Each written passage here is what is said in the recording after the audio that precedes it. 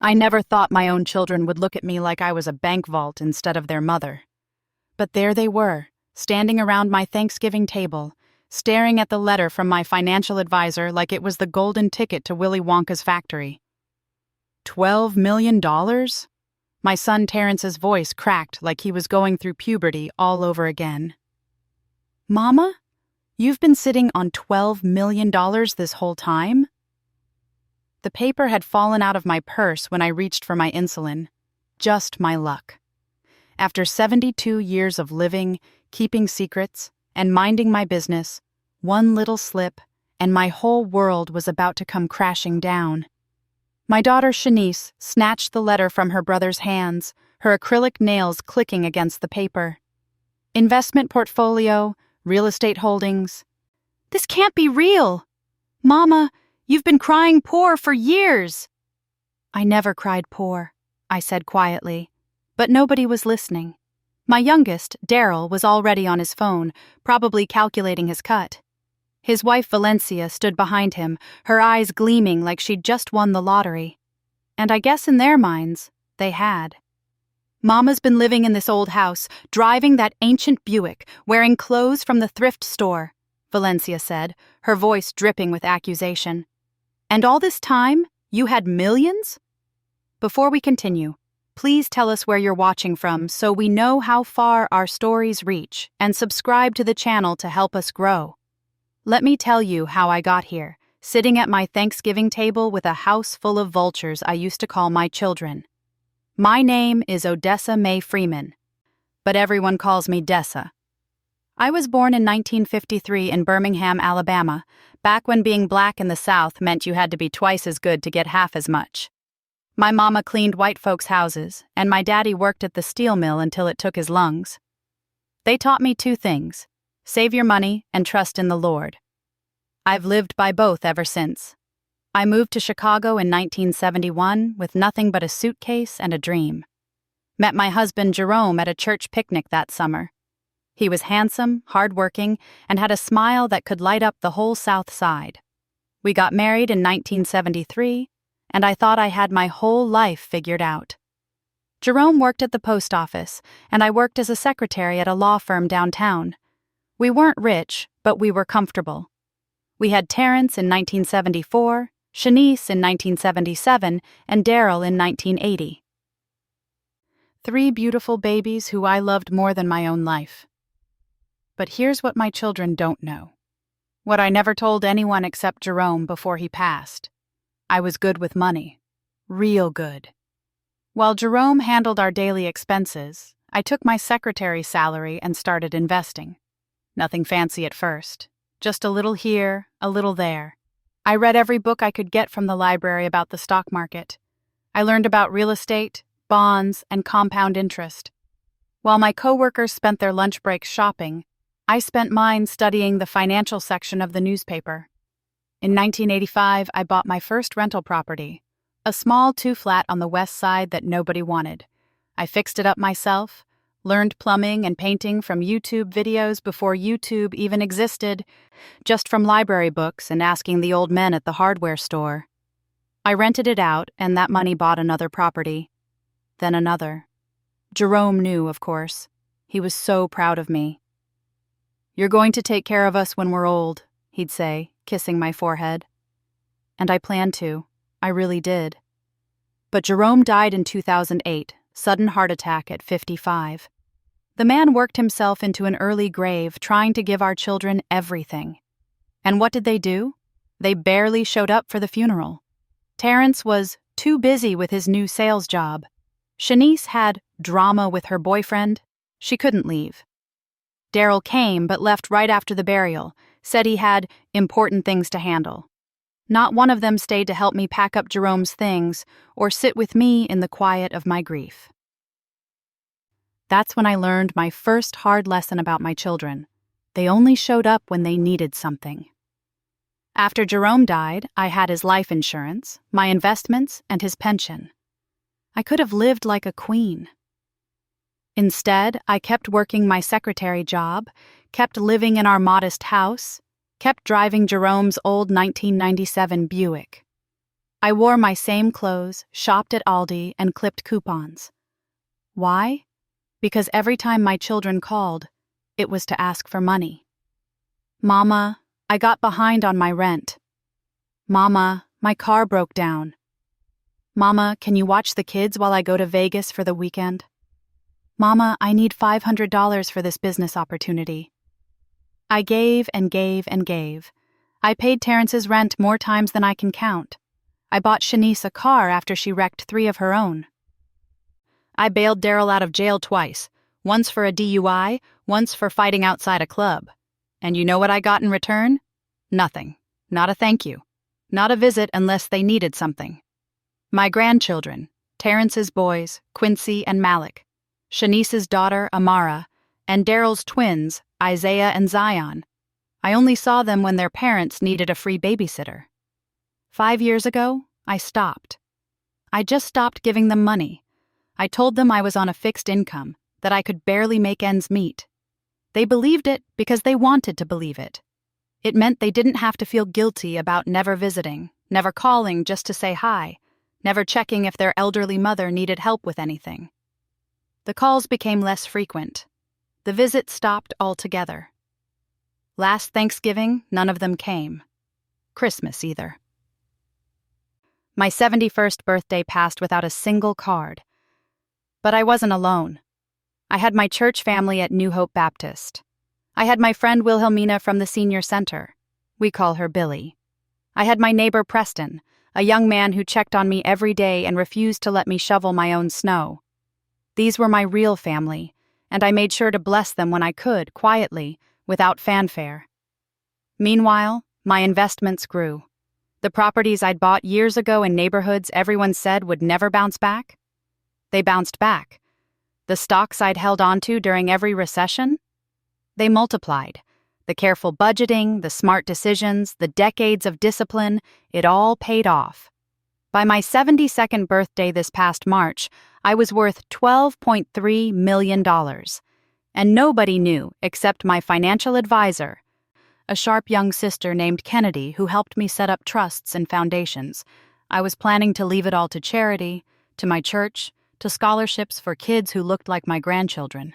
I'd even set aside money for each grandchild's college fund, controlled by trustees so their parents couldn't touch it. My children would get enough to be comfortable, but not enough to waste. That was my plan. But then something changed. 3 weeks ago, Terrence called. Mama, we should do Thanksgiving this year, like old times. I'll bring the turkey, Shanice will bring sides, Daryl will bring dessert, just like when Daddy was alive. I almost dropped the phone. You want to come here for Thanksgiving? Yeah, Mama. We've been talking and we realized we ain't been there for you like we should. We want to do better. Family is important. You know? I should have been suspicious. After years of silence, suddenly they wanted to play happy family? But I'm a mother. I'm weak when it comes to my children. So I said yes.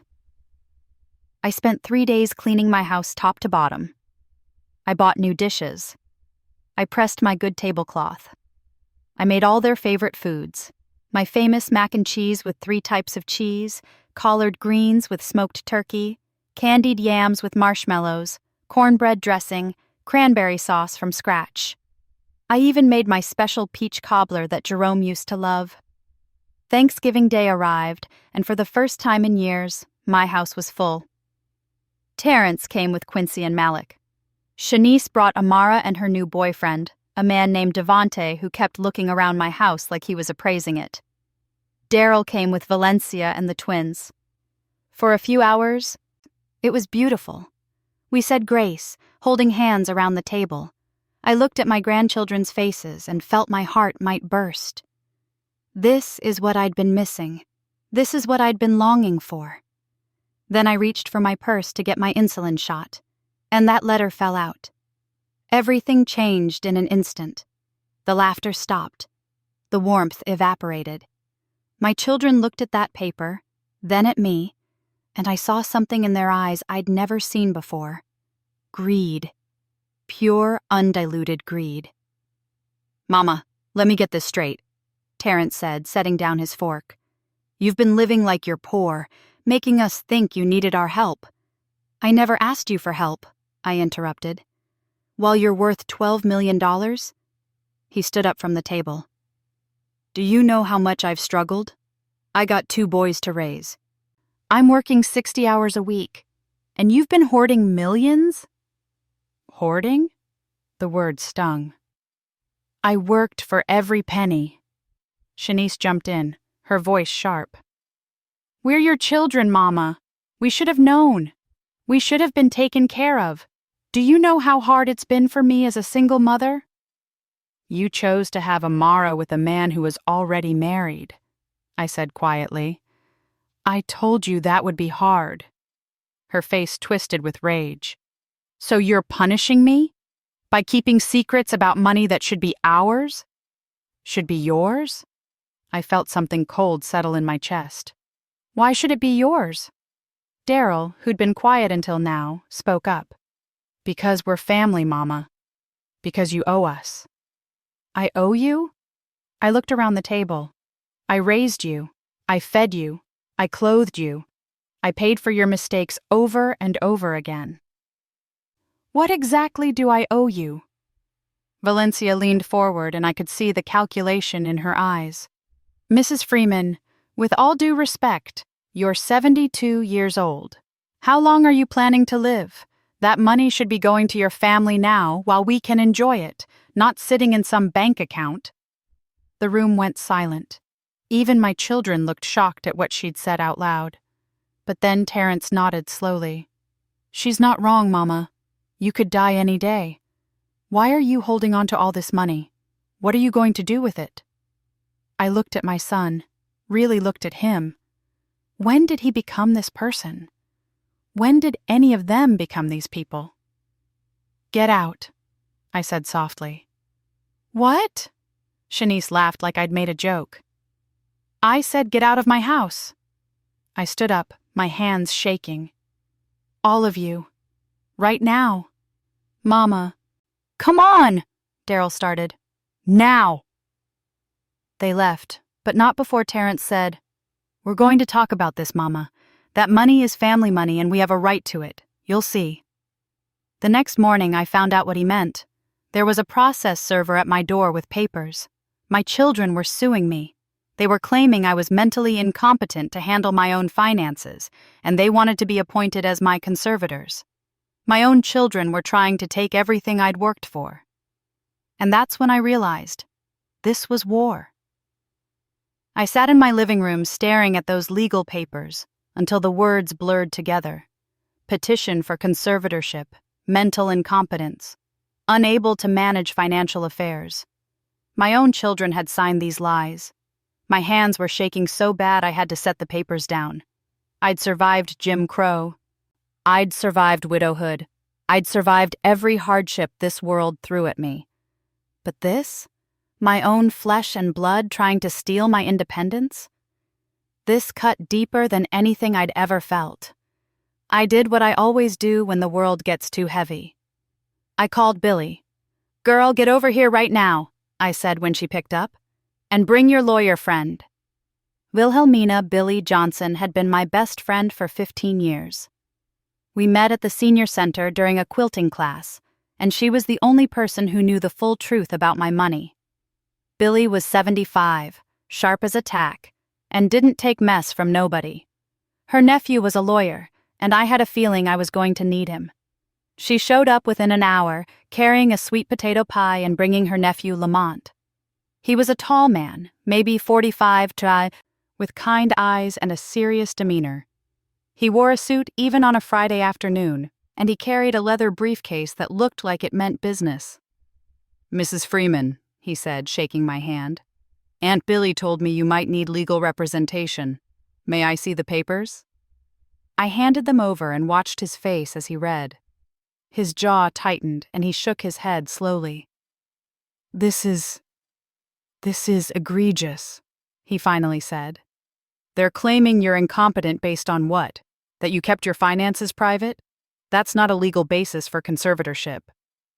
"Can they do this?" I asked. "Can they really take control of my money?" They can try, Lamont said, setting the papers on my coffee table. But they'd have to prove in court that you're unable to care for yourself or make sound decisions. Mrs. Freeman, do you have any mental health issues, memory problems, anything they could use? I'm sharp as I was at 20, I said firmly. I balance my own checkbook. I manage my own investments. I take care of my own house. I drive, I cook, I handle everything myself. That's what I thought. He smiled for the first time. Then we fight this, and we fight hard.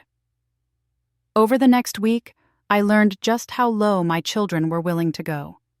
They started calling my neighbors, asking questions about my mental state. Mrs. Chen next door told me Shanice had asked her if I ever seemed confused or forgot to take my trash out. Mr. Rodriguez across the street said Terrence wanted to know if he'd ever seen me wandering around looking lost. They were building a case, trying to make me look incompetent. But they forgot something important. My neighbors actually liked me. Mrs. Chen, who I'd helped when her husband died. Mr. Rodriguez, whose grandson I'd tutored in math. Young Preston, who I'd given money to start his landscaping business. These people knew me, really knew me, and they weren't about to lie for my ungrateful children. Then my children started showing up at my house unannounced, trying to catch me slipping. Terrence came by on a Tuesday morning, letting himself in with a key I didn't know he still had. "Mama, I'm worried about you living alone," he said, walking through my house like he owned it. "This place is too big for you. You could fall and nobody would know." "I'm fine," I said, following him. "And you need to leave." "I'm just checking on my mother," he said, opening my refrigerator. "Making sure you're eating right, taking your medicine." He was looking for evidence, any sign that I couldn't care for myself. "Get out," I said again, "and give me that key." "Mama, don't be like that. We're just concerned." "The key, Terrence, now." He left, but he kept the key. I had to call Preston to come change my locks that same day. Sunday came, and I went to church like I did every week. New Hope Baptist had been my spiritual home for 30 years. Pastor Williams, a man who'd buried my husband and baptized my grandchildren, preached about family that morning. About how blood doesn't always mean loyalty, and how sometimes your real family is the one you choose. I felt like he was speaking directly to me. After service, I was surrounded by my church family, Sister Morrison, who'd been fighting cancer and winning. Brother Patterson, who ran the food pantry. Deacon Harris, who'd lost his wife the same year I lost Jerome. These people had sat with me during my dark days. They'd celebrated my victories and mourned my losses. "Sister Dessa, we heard about what your children are doing," Sister Morrison said, holding my hands. "That's shameful, absolutely shameful." "We're praying for you," Brother Patterson added. "And if you need anything at all, you let us know." Pastor Williams pulled me aside after everyone left. "Sister Freeman, I want you to know something. This church stands with you. We've watched you serve, give, and love for 3 decades. We know who you are, and if those children of yours think they can paint you as incompetent, they've got another thing coming."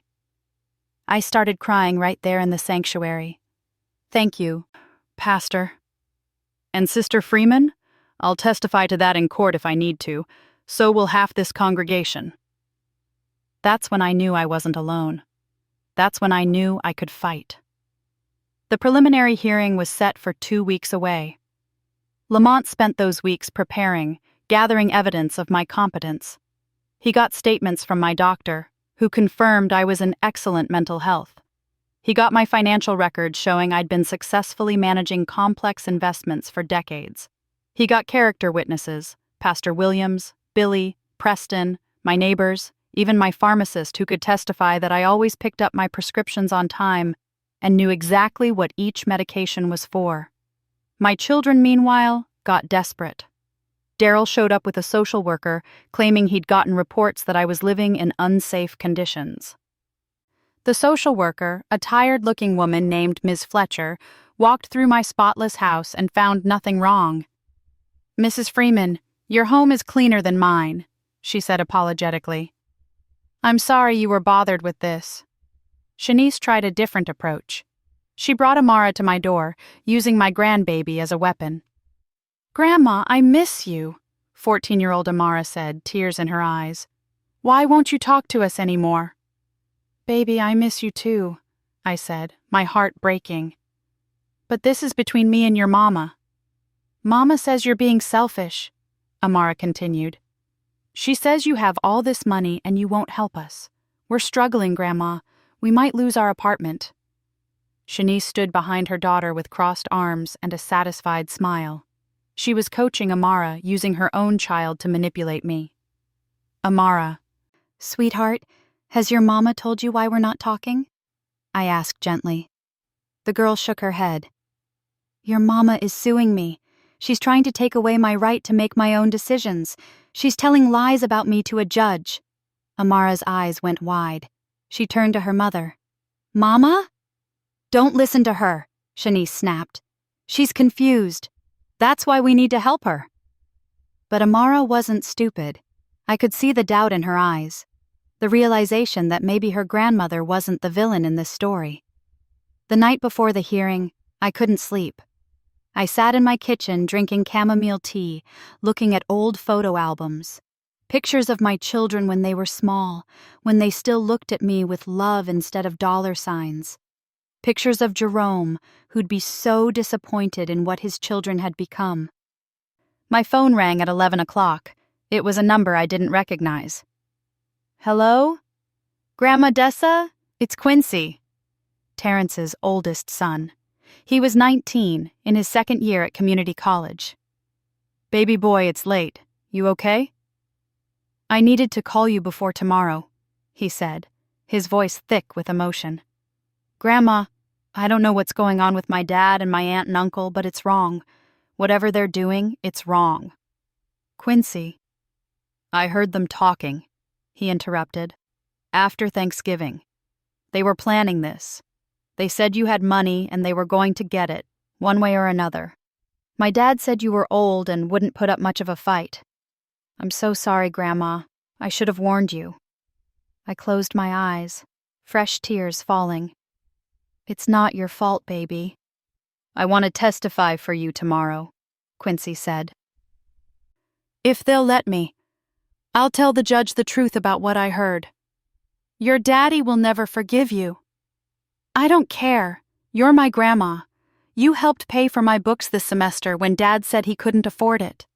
You've always been there, and I'm going to be there for you. The courtroom the next day was smaller than I expected. Judge Harrison, a black woman maybe in her 60s, sat behind the bench looking stern and no-nonsense. My children sat on one side with their lawyer, a slick-looking man in an expensive suit. I sat on the other side with Lamont. Behind me, filling the gallery, was my real family. Pastor Williams, Sister Morrison, Brother Patterson, Deacon Harris, Billy, Preston, Mrs. Chen, Mr. Rodriguez, even some members from the church youth group I'd mentored over the years. The room was packed with people who actually cared about me. My children's side? Empty, except for Valencia and Devante. The hearing began, and their lawyer stood up, painting a picture of a confused old woman who didn't understand the value of money, who was being taken advantage of by financial advisors, who needed her loving children to protect her assets. Mrs. Freeman has been living like a pauper while sitting on millions, the lawyer said. This suggests she doesn't understand basic financial management. She's clearly unable to make sound decisions about her own welfare. Then it was Lamont's turn. Your Honor, may I present evidence of Mrs. Freeman's financial acumen? He pulled out documents. Here are her investment portfolios, which she's been managing successfully for 40 years. Here's documentation showing she turned a $50,000 investment into $12 million through careful planning and smart decisions. Here are her property holdings, all maintained without debt, all generating income. Judge Harrison looked impressed as she reviewed the documents. Furthermore, Lamont continued, Mrs. Freeman's choice to live modestly is not evidence of incompetence. It's evidence of wisdom.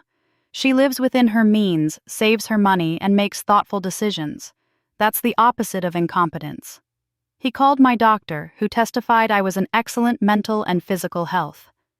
He called Pastor Williams, who spoke about my decades of service and leadership in the church. He called my pharmacist, my neighbors, my financial advisor Kennedy, who flew in from New York just to testify. Then Quincy stood up from the gallery. "Your Honor, may I speak?" Judge Harrison looked at him. "Who are you?" "I'm Quincy Freeman, Terrence Freeman's son. I'm Mrs. Freeman's grandson."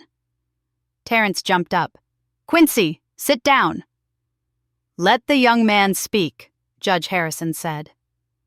Quincy walked to the front, his hands shaking but his voice steady.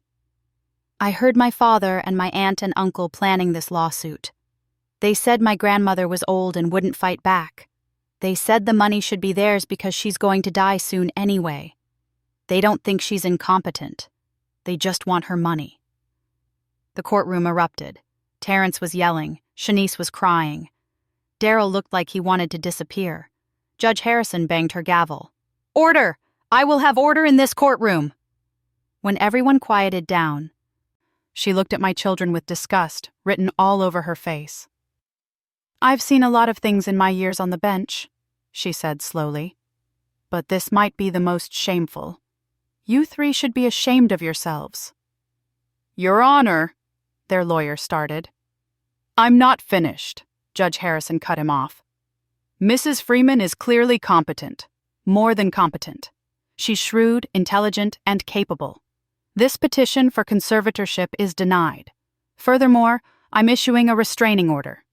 The petitioners are not to contact Mrs. Freeman unless she initiates contact. They are not to come to her home or place of business. They are not to harass her neighbors or friends." My children's faces went pale. "But, Your Honor," Terrence said desperately, "she's our mother. We have a right." "You have no rights here," Judge Harrison said firmly. "You tried to steal your mother's independence and failed. This hearing is adjourned." I felt relief wash over me like a wave. It was over. I'd won. But as we left the courtroom, Lamont pulled me aside, his face grave. "Mrs. Freeman, I need to tell you something. While we were preparing for this hearing, Kennedy did a deep dive into your finances as a precaution. She found something disturbing." "What?" "Someone's been trying to access your accounts. Multiple attempts to transfer funds, all blocked by your security settings. The attempts are coming from IP addresses that Kennedy traced back to computers registered to your children. They've been trying to hack your bank accounts." My blood ran cold. "For how long?" "Since the day after Thanksgiving. Mrs. Freeman, they're not going to stop. Winning this hearing might have made things worse. Now they're desperate." He was right. As I walked out of the courthouse, I saw the look on Terrence's face. It wasn't defeat, it was rage. And I realized this fight was far from over. The hacking attempts weren't the end of it. They were just the beginning. 2 days after the hearing, I woke up to find my car had been vandalized. Someone had keyed deep scratches along both sides and slashed all 4 tires. My Ring doorbell caught Daryl's truck driving slowly past my house at 3 a.m. I called the police, filed a report, added it to the evidence file Lamont was building. Then things got worse. Someone called Adult Protective Services, claiming I was being financially exploited by my so-called friends. They said Billy and Preston were stealing from me, isolating me from my family, and controlling my money. A different social worker showed up, a man named Mr. Thompson, and I had to spend 2 hours proving that I was fine, that my friends were actually friends, and that the only people trying to exploit me were my own children. "Mrs. Freeman, I'm sorry you're going through this," Mr. Thompson said as he left. "It's clear these reports are false. I'm noting that in my file. If your children call again, we won't be responding." They tried the health department next, claiming my house was infested with bedbugs and roaches. An inspector came out, found nothing, and left shaking his head. "Ma'am, your home is immaculate," he said. "Whoever's making these reports is wasting city resources." Every single day brought a new attack. They contested my property taxes, claiming the houses weren't really mine. They filed complaints with the city about my rental properties, making up code violations. They even tried to get my driver's license revoked, claiming I was unsafe behind the wheel. Lamont started documenting everything. "This is harassment," he said. "We can use this." But the worst came 2 weeks after the hearing. I was at the grocery store when my debit card was declined, then my credit card. I called Kennedy right there in the checkout line. "Mrs. Freeman, someone's frozen your accounts," she said, her voice tight with anger. "They filed a fraud claim saying you're a victim of elder abuse and your accounts need to be frozen for investigation. Can they do that?" "They shouldn't be able to, but it'll take a few days to straighten out." "Do you have cash?" I had about $60 in my purse. That was it. $12 million in the bank, and I couldn't access a penny of it. I called Billy, trying not to cry. They froze my accounts. She was at my house in 15 minutes with a grocery bag full of food and $200 cash. "Don't you worry about nothing," she said firmly. "You've got people who love you." Preston mowed my lawn for free that week. Sister Morrison brought me dinner every night. Pastor Williams paid my utility bills without me asking. My church family rallied around me, and I realized something. I was richer with $60 and these people than I'd ever be with $12 million and my children. It took Kennedy 3 days to unfreeze my accounts. She had to fly to Chicago, meet with bank managers in person, and threaten legal action. When she finally got everything restored, she came to my house looking exhausted but determined. "Mrs. Freeman, we need to talk about protecting your assets," she said. "Your children know too much about your finances now. We need to move things around, set up additional security, maybe even place some assets in an irrevocable trust." We spent the whole afternoon restructuring everything.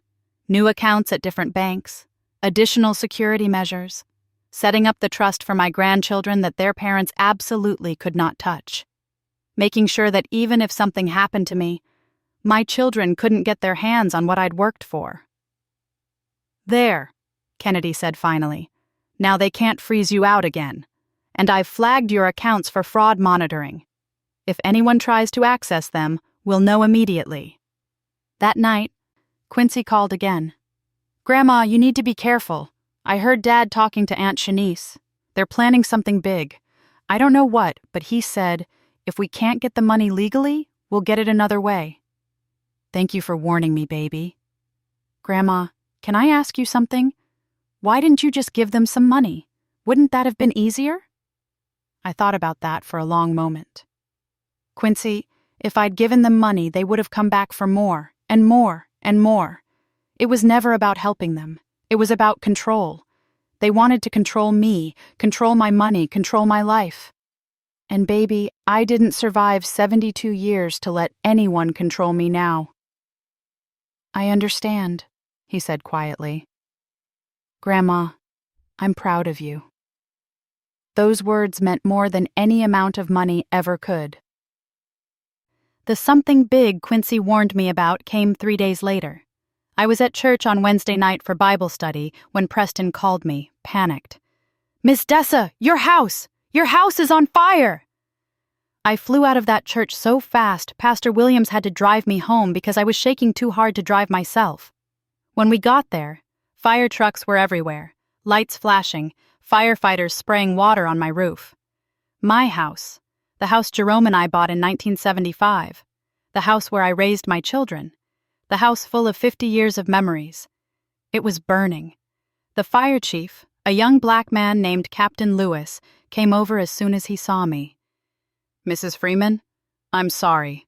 We got it contained before it spread through the whole house, but there's significant damage to the back bedroom and kitchen." "How did it start?" His face was grim. "That's the thing, ma'am. It wasn't an accident. Someone broke a window in the back and threw in what looks like a Molotov cocktail. This was arson.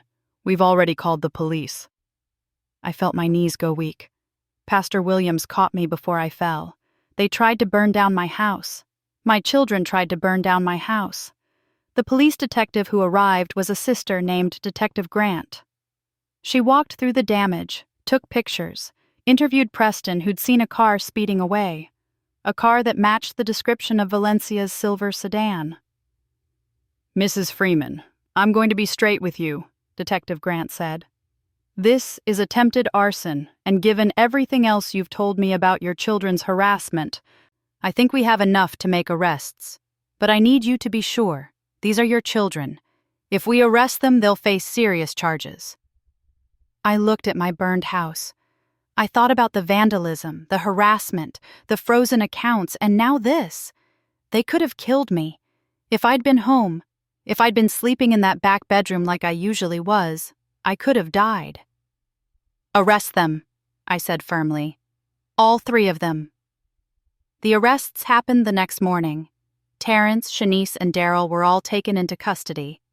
Valencia, too, since it was her car. The evidence was overwhelming. The Ring doorbell footage, the witnesses, the pattern of harassment, the hacking attempts Kennedy had documented, everything. They were charged with attempted arson, attempted fraud, harassment, and a whole list of other crimes. Their bail was set high, and you know what? I didn't pay it. Let them sit. That's when my grandchildren started reaching out. First Quincy, telling me he'd moved out of his father's house and was staying with a friend. Then Malik, Terrence's younger son, who was 16 and scared. Then Amara, crying, saying she didn't know her mother was capable of this. Even the twins, Isaiah and Zion, sent me messages through Quincy saying they didn't understand why their parents did this. My babies, my grandbabies who'd been caught in the middle of their parents' greed. I met with Lamont and Kennedy. "I want to set up college funds for all 5 of them," I said. "Full rides, all expenses paid. But their parents can't touch it. Ever." "We can do that," Kennedy said, smiling. "The trust we set up is perfect for this. And I want to help Quincy find an apartment. He shouldn't have to couch surf because his father's a criminal." "Done," Lamont said. Over the next few weeks, I met with each of my grandchildren individually. I told them the truth about everything, about the money, about their parents' lawsuit, about the harassment and the fire. I wanted them to understand that I wasn't abandoning them. I was protecting myself and, by extension, protecting their futures. Amara hugged me tight and said, "Grandma, I'm sorry. I'm so sorry for what Mama did." "Baby, that's not your fault. Your mama made her own choices. You don't have to apologize for her." The trial came faster than I expected. With all the evidence, the prosecutor offered a plea deal. My children would plead guilty to harassment and attempted fraud. The arson charges would be dropped to reckless endangerment. They'd get 3 years probation, community service, and they had to pay restitution for the damage to my house. They took the deal. What choice did they have? The day they were sentenced, I sat in that courtroom and watched my children stand before the judge. They looked small, defeated. Terrence was crying.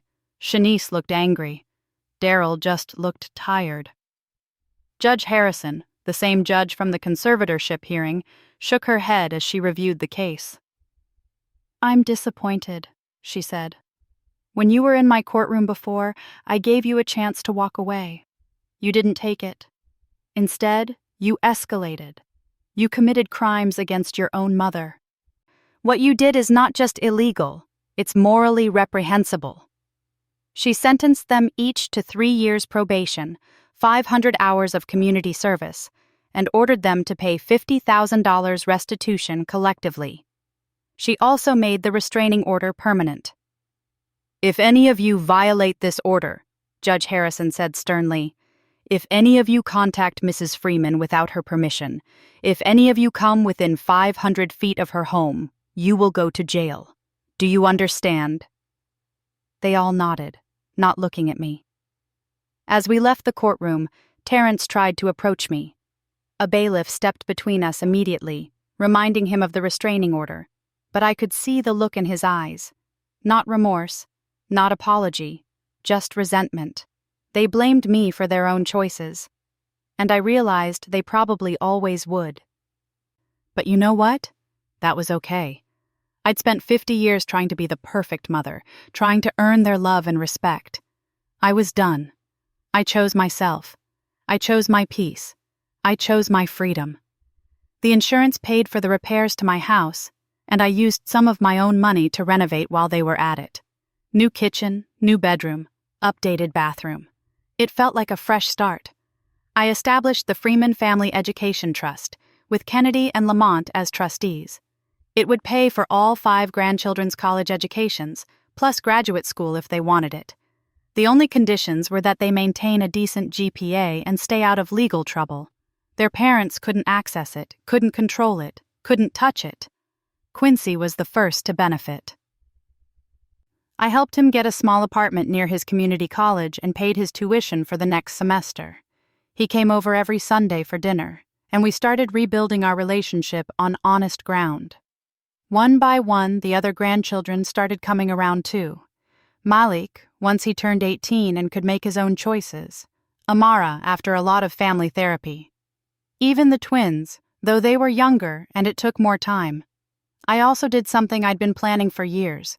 I established the Jerome Freeman Scholarship Fund through my church. It would give full-ride scholarships to 10 students every year. Black students from the South Side who wanted to go to college but couldn't afford it. Students like Jerome and I had been.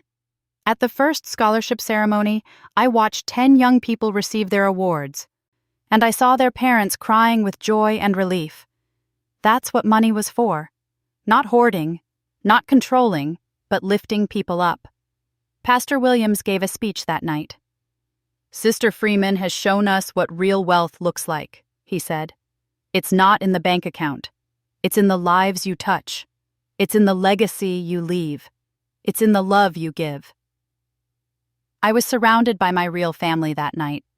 Billy, Preston, Sister Morrison, Brother Patterson, Deacon Harris, my grandchildren, the scholarship recipients, the whole church community. These were my people. This was my family. A year has passed since that terrible Thanksgiving. My children and I haven't spoken. The restraining order remains in place. I get updates about them sometimes. Terrence is still working his sales job, struggling. Shanice lost her apartment and had to move back in with her mother-in-law. Daryl and Valencia got divorced. They're all still on probation, still doing community service, still paying off the restitution. I don't feel sorry for them. Maybe that makes me a bad mother. But they made their choices. Meanwhile, I'm thriving. At 73, I'm healthier and happier than I've been in years. I travel now, took a cruise to the Caribbean with Billy, visited the Holy Land with my church group, went to Ghana to see the door of no return. I'm living the life Jerome and I always dreamed about. I volunteer at the food pantry every Tuesday. I mentor young women at the senior center, teaching them about financial literacy. I babysit my grandchildren when they need me. I host Sunday dinners at my newly renovated house. And I still clip coupons and shop at Aldi. Not because I have to, but because I want to. Because living within my means gave me everything I have. Because discipline and wisdom are worth more than luxury. Last week, Quincy graduated from community college with honors. He's transferring to a 4-year university in the fall, full scholarship from the trust. At his graduation party at my house, he gave a speech. "I want to thank my grandma," he said, looking at me with tears in his eyes. "She showed me what real strength looks like. She showed me that you don't have to accept disrespect, even from family. She showed me that you can choose yourself and still be a good person. Grandma, thank you for not giving up. Thank you for fighting. Thank you for being exactly who you are." Everyone in the room, Malik, Amara, the twins, Billy, Preston, Pastor Williams, the whole church family, stood up and applauded. Not for my money, for me. That's when I knew I'd made the right choice. All of them. The hard choices, the painful choices. The choices that cost me my relationship with my children, but saved my soul. I'm Odessa Mae Freeman. I'm 73 years old. I have $12 million, 5 grandchildren who love me for me, and a family I chose that chose me back. And I've never been richer in my life. Sometimes at night, I sit in my beautiful renovated kitchen and think about that Thanksgiving dinner when everything fell apart. I think about that letter falling out of my purse, about the looks on my children's faces, about the moment I realized they loved my money more than they loved me. It hurt then. It still hurts sometimes. I won't lie about that. You don't stop loving your children just because they hurt you. But I also think about Quincy's graduation, about the scholarship recipients' faces, about Sunday dinners with my grandchildren, about traveling with Billy, about my church family singing Amazing Grace at the scholarship ceremony, about Preston bringing me flowers just because, about Sister Morrison calling me her inspiration.